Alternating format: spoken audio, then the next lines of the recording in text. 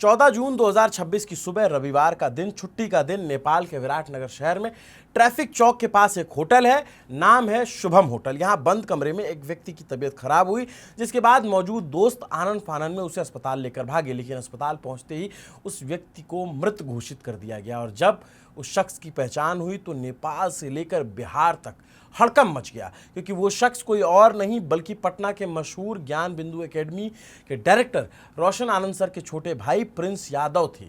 और वही प्रिंस जिन पर खान सर की कोचिंग में तोड़फोड़ के आरोप लगे थे और जिसके बाद उन्हें बिहार पुलिस ढूंढ रही थी और वो नेपाल में जाकर के छिपे हुए थे। जिस वक्त प्रिंस की मौत की खबर आई उस वक्त उनके बड़े भाई रोशन आनंद सर पटना की बेऊर जेल में बंद थे। और अब जब वो बाहर निकले तो दावा किया, जैसे ही जमानत मिली तो दावा किया कि उनके भाई की हत्या खान सर ने करवाई है। ये कहानी बिहार के सबसे बड़े कोचिंग विवाद की है, जो दिन पर दिन भयावह होती जा रही है।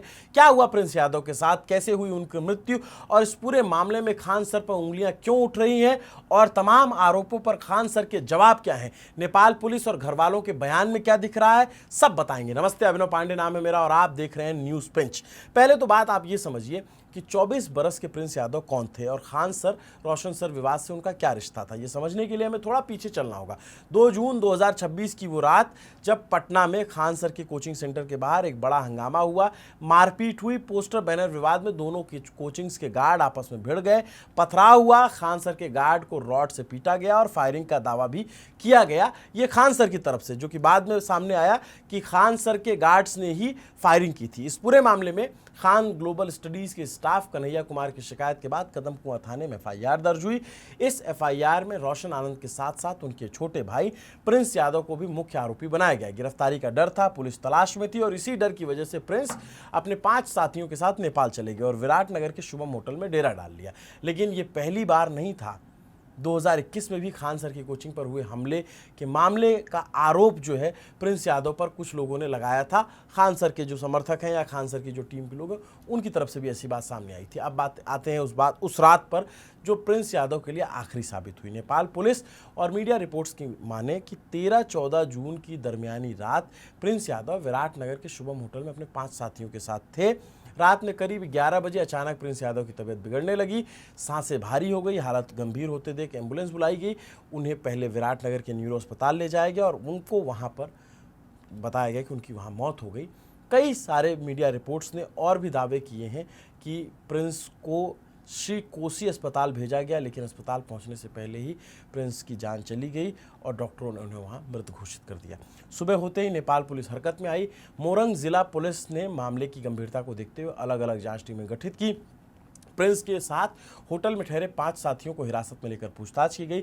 होटल के सीसीटीवी फुटेज खंगाले गए, कॉल डिटेल रिकॉर्ड चेक किए गए, होटल के रजिस्टर की जांच हुई और जांच के दौरान एक अहम चीज़ सामने आई। पुलिस को प्रिंस यादव के होटल के कमरे से एपिलेप्सी यानी मिर्गी की दवाइयां मिली। नेपाल पुलिस के मुताबिक प्रिंस पहले से एपिलेप्सी की दवा लेते थे। साथ ही कमरे में 3 अहम दस्तावेज बरामद हुए, जिसकी जांच की जा रही है। अब ये दस्तावेज क्या है, इसकी जानकारी अभी निकल कर सामने नहीं आई है। जब आएगी तो हम आप तक पहुंचाएंगे। प्रिंस के दोस्तों का कहना है, एक दोस्त उनका वीडियो सामने आया, उनका कहना है कि पहले 2 बार दौरा आ चुका था, वो पहले से बीमार थे और उनका इलाज चल रहा था, उन्हें कुछ दिनों से नींद नहीं आ रही थी। सुनिए प्रिंस के दोस्त अंकित ने क्या कहा। हम प्रिंस का दोस्त हैं। प्रिंस का पहले से दवाई चलता था मेंटल का, उसको 2 बार अटैक आ चुका था, उसको कोई कुछ नहीं किया गया है। इससे पहले मतलब सही से सो नहीं रहा था 5-7 दिन से, तो 2-3 दिन से वो दवाई स्टार्ट किया तो 2-3 दिन से मतलब पर्याप्त मात्रा में सोने लगा। कल भी देखे सो रहा है, बोले अब तो रिलैक्स हो गया। मछली जिसको जो सो गया तो उसको मेंटल ऑटोमेटिक शांत हो जाता है, तो हम लोग सोचे कि अब सो रहा है। उसके बाद मतलब शाम में मतलब हम लोग बाहर निकले।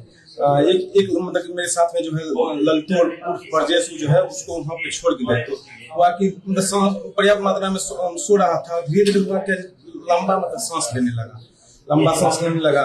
उसके बाद हमको कॉल किया, हम लोग को, तो तुरंत हम वहाँ आए। हम जितना भी थे साथ में साथी, उसको तो एम्बुलेंस मंगवाए, एम्बुलेंस न्यूरो हॉस्पिटल लेकर आए, समझे। तो वही उसी का एक क्रम उसका डेथ हो गया। कोई मारा क्या? नहीं, कोई नहीं। हम लोग बहुत करीबी दोस्त हैं, हम लोग क्यों जो करेंगे उसको। कोई दूसरा है कोई मारा? नहीं, कोई नहीं। उसको पहले से दवाई चलता था। हालांकि मीडिया रिपोर्ट्स अलग अलग तरीके के दावे कर रहे हैं। अचानक तबीयत बिगड़ने के पीछे और अलग अलग वजहें बताई जा रही हैं। बहुत सारी वजहें हैं, लेकिन जब तक आधिकारिक पुष्टि न हो जाए, नेपाल पुलिस ने बॉडी को पोस्टमार्टम के लिए भेजा है। पुलिस का साफ कहना है कि जब तक पोस्टमार्टम रिपोर्ट नहीं आती, मौत का असली कारण कोई जो है वो बता नहीं सकता है और कोई आधिकारिक बयान इस पर नहीं दिया जा सकता है। वहीं प्रिंस का परिवार घर में शादी की तैयारी चल रही थी, वो तैयारी में लगे हुए थे। 29 जून को चचेरी बहन की शादी के इंतजाम किए गए थे और प्रिंस की मृत्यु की खबर घर पहुंची, खुशी मातम में तब्दील हो गई। इसके बाद जब घर वालों का बयान सामने आया तो उन दावों से बिल्कुल अलग था जो नेपाल पुलिस ने किया। प्रिंस यादव के चाचा संतोष कुमार ने कहा कि प्रिंस पूरी तरह स्वस्थ थे। उनकी अचानक मौत की खबर जो है वो चौंकाने वाली है और संदेहास्पद है। जबकि आपको याद होगा कि नेपाल पुलिस ने कहा कि प्रिंस को मिर्गी के दौरे आते थे और वहाँ दवाइयाँ भी मिली, और यहीं से मामले में एक और नया विवादास्पद मोड़ आया। पटना सिविल कोर्ट ने आज रोशन आनंद सर को जमानत दे दी और जब वो बाहर आए, जेल से आते ही उनके भाई की हत्या की सूचना उन्हें मिली तो उन्होंने कहा कि मेरे भाई की हत्या खान सर और किसान कोल्ड स्टोरेज के मालिक ने मिलकर की है, ऐसा उनका आरोप है। सुनिए। फैजल खान और किसान कोल्ड स्टोर के मालिक आर.एस. प्रसाद ने षड्यंत्र रच करके हमारे भाई की हत्या करवाई है। और जब मैं बाहर था तो क्यों हमारे भाई के साथ कुछ नहीं हुआ, और जब मैं जेल चला आया तो मेरे भाई की हत्या हो गई। ये साजिश है, साजिश है। और देखिए फैजल खान की अगर हम बात करें तो फैजल खान कितना झूठ बोला है। आप बोली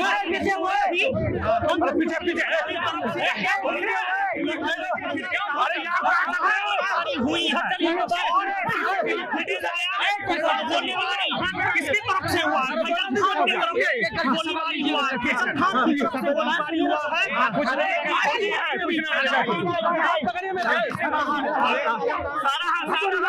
रोशन सर के इस बयान के बाद सोशल मीडिया पर बहस छिड़ गई। लोग पूछने लग गए कि आखिर एक 24 साल का जवान एफआईआर की वजह से देश छोड़कर भागने को मजबूर हो गया।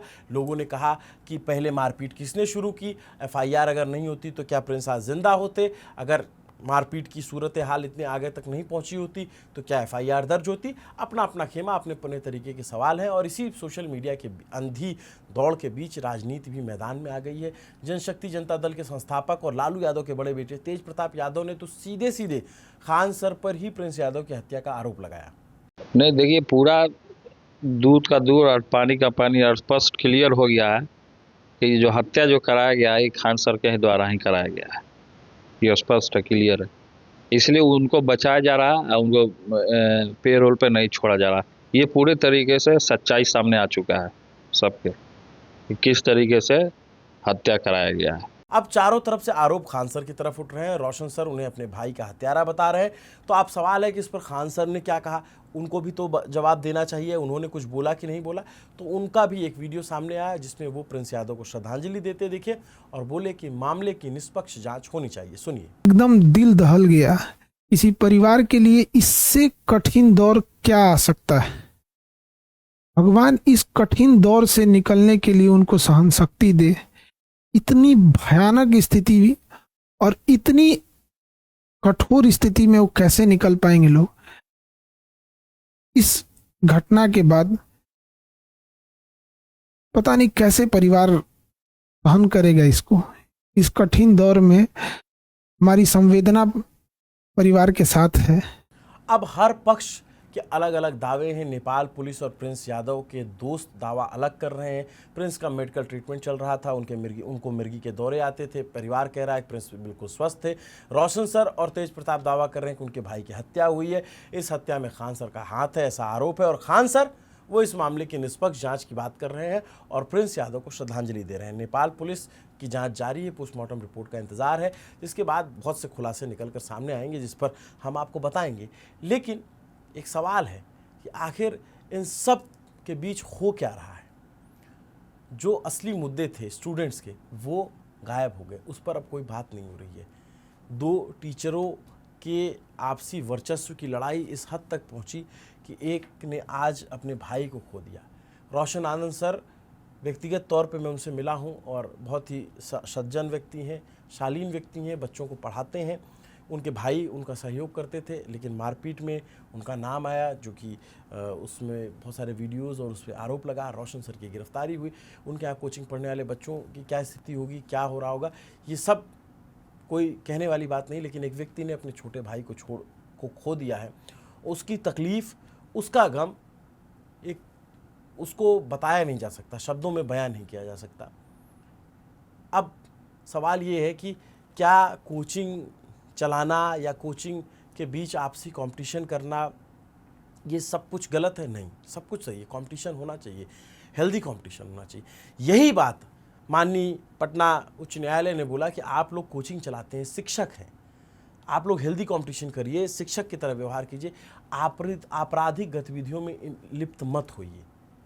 और इतनी सी बात थी, इतनी सी बात जब तक समझ में आती तब तक एक व्यक्ति की जान जा चुकी है। रोशन सर अपने छोटे भाई को खो चुके हैं, खान सर श्रद्धांजलि दे रहे हैं, और बहुत सारे लोग हैं जो इस पर कमेंट कर रहे हैं, टिप्पणी कर रहे हैं। नेपाल पुलिस की जांच की रिपोर्ट का इंतज़ार है, पोस्टमार्टम रिपोर्ट का इंतज़ार है, और जो भी इसमें दोषी हों, अगर कुछ इस तरीके की साजिश या किसी तरीके की हत्या की बात है तो उन पर सख्त से सख्त कार्रवाई होनी चाहिए, उन पर ऐसी सज़ा होनी चाहिए कि एक नज़ीर पेश हो। लेकिन जब तक जांच रिपोर्ट नहीं आती तब तक कॉन्स्पिरेसी थ्योरीज से हमें बचना चाहिए। हमें ये देखना चाहिए कि उस परिवार पे अभी क्या बीत रही होगी, उस परिवार के साथ खड़े रहने की ज़रूरत है, क्योंकि रोशन सर एक अच्छे टीचर हैं, बच्चों को पढ़ाते हैं, बहुत सारे बच्चे उनसे रिलेट करते हैं। खान सर भी एक अच्छे टीचर हैं, वो भी बहुत सारे बच्चों को पढ़ाते हैं, बहुत सारे लोग रिलेट करते हैं। और मैं ये दावे के साथ कह रहा हूँ कि बहुत सारे बच्चे इस अफसोस में होंगे कि आखिर ये चल क्या रहा है, ये लड़ाई क्यों हो रही है, और इस लड़ाई का इतना बुरा इम्पैक्ट होगा और इतना बुरा अंजाम होगा, ये अपने आप में बहुत दुखद है।